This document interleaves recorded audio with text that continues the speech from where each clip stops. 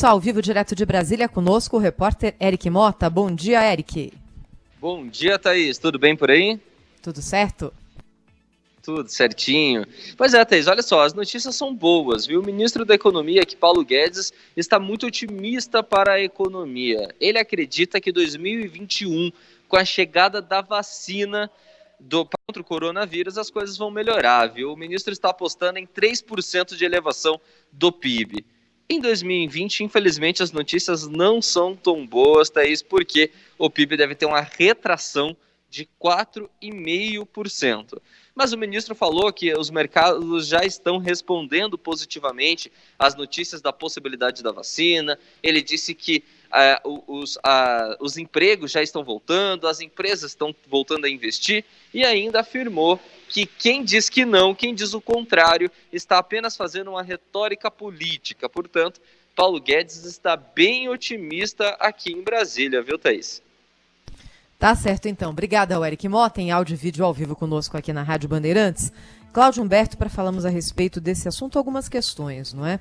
De fato, e isso o professor Antônio Delfim Neto sempre coloca, o Brasil, em relação a outros países, teve, no ano da pandemia, o ano de 2020, um desempenho do PIB menos pior do que os outros países. Não dá para a gente dizer que um desempenho do PIB de queda de entre 4% e 5% seja um desempenho positivo, longe disso, é claro, mas foi menos pior. Se a gente olhar, por exemplo, na Europa, tem países que correm o risco de fechar com retração do PIB, mas bem maior do que a brasileira e com a segunda onda batendo mais fortemente na Europa agora. Então, se a gente olha para o mundo, não, nossa situação não é ruim.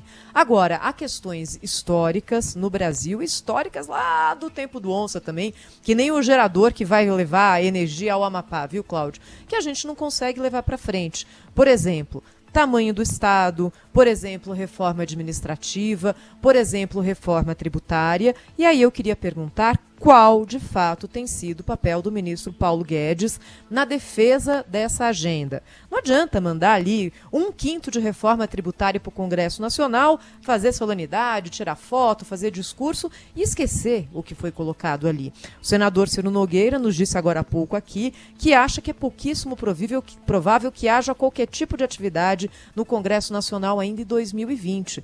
Cláudio, ele é a pessoa que controla o Centrão. Ele tem a maior parte de votos hoje na Câmara e no Senado, principalmente na Câmara. Ou seja, se o líder do Centrão acha que não vai acontecer nada, a possibilidade de acontecer alguma coisa é quase nenhuma, né, Cláudio? Pois é, se bem que o líder do governo na Câmara, né, o deputado Ricardo Barros, nos disse no Bastidores do Poder, ele acha que condições de voltar tem, as pessoas querem votar, os partidos de centro, as forças que apoiam o governo estão dispostas a isso. O próprio líder do progressista, o deputado Arthur Lira, segundo Ricardo Barros, já disse que não tem obstrução com ele. A obstrução, na prática, vem sendo feita pelo presidente da Câmara, o Rodrigo Maia, né? E essa é a questão. O Rodrigo Maia só está ali tentando sobreviver, tentando dar relevância, digamos assim, à presidência dele, que está no fim. Ele está há menos de um mês de deixar de ser presidente da Câmara, a não ser que haja uma convocação para a Câmara e o Senado trabalharem no recesso. Mas como isso ainda não está sendo cogitado, então, na prática, acaba quando começa o recesso, né, a presidência do Rodrigo Maia. Com relação ao Paulo Guedes, assim, o papel dele na defesa dessas reformas, a implementação dessas reformas administrativa, tributária, etc., é muito limitado, né? Porque é ministro, mas principalmente porque é um ministro que brigou com o presidente da Câmara. Eles não se dão. Tem ali uma coisa da turma do deixa disso, etc. Talvez eles não troquem tabefes quando se encontrarem fisicamente, mas eles simplesmente não se dão, não há ali uma conversa uma conversa entre os dois, eles não se falam, né? E o presidente da Câmara, o Rodrigo Maia, ele tem um certo complexo de primeiro-ministro, ele quer governar, né? Ele quer definir o que o governo estabelece ou não como prioridade. O líder do governo, que é o deputado Ricardo Barros, se reuniu com o presidente, isso foi definido uma pauta de prioridades do governo para colocar em votação na Câmara. Aí o Rodrigo Maia, eu não concordo com isso, entendeu? Ele fica tentando definir o que é prioridade ou não para o país e para e para o governo, e isso empaca.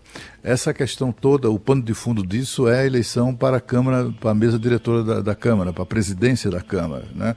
O deputado Arthur Lira é favorito nessa disputa. Se for por voto, o favorito é o Arthur Lira. E o Rodrigo Maia quer, se não der para ele quer definir o sucessor. E aí, um passo importante para isso é a eleição da presidência da Comissão Mista de Orçamento. Aí o Arthur Lira, que sabe disso, tem uma candidata para a presidência da comissão. O Rodrigo Maia tem outro. E aí cria-se um impasse, não vota. Simplesmente a turma do Rodrigo Maia, que é minoritária, fica... enfim, evitando que as reuniões, obstruindo, né, a instalação de reuniões na CMO para a eleição da presidência, e aí fica tudo parado, né? São pessoas que não estão minimamente comprometidas, não estão preocupadas com o Brasil. O Rodrigo Maia esteve esses dias em São Paulo e vai sempre a São Paulo e fala para banqueiros, defende a reforma administrativa, a reforma tributária, não sei, mas ele não age na prática para viabilizar isso. Muito pelo contrário, ele mete tudo na gaveta e ele é o dono da pauta, o presidente da casa é quem define a pauta de votações e ele simplesmente não define nada. Pois é. Agora, Cláudio, só para fazer aqui o outro lado, não é? Me parece que esse papel do presidente Rodrigo Maia tem sido confortável também para o governo federal. Porque enquanto ele faz isso, o governo fala, eu já fiz a minha parte, já mandei, e aí ele está sentado em cima do projeto e vida que segue. Não sinto que o governo federal tenha comprado ali de coração a vontade de mexer com o sistema tributário e muito menos ainda sistema administrativo. Sabe quando o jogo vai bem para os dois lados? Eu tenho essa impressão que é o que acontece, viu, Cláudio? Eu acho que, assim, pelo que a gente observa aqui, o governo está empenhado. O Ricardo Barros está há dias pedindo reunião, eu não sei se isso já foi concretizado, mas a cada reunião marcada com o Rodrigo Maia, na hora H, ele desmarca, né? Exatamente para impedir, para inviabilizar esse entendimento. O líder do governo nos disse, nos bastidores do poder, que eles estão ali esperando. Ele acha, inclusive, que dá para votar nesses 22 dias que vão transcorrer a partir da eleição do dia 29 até o recesso.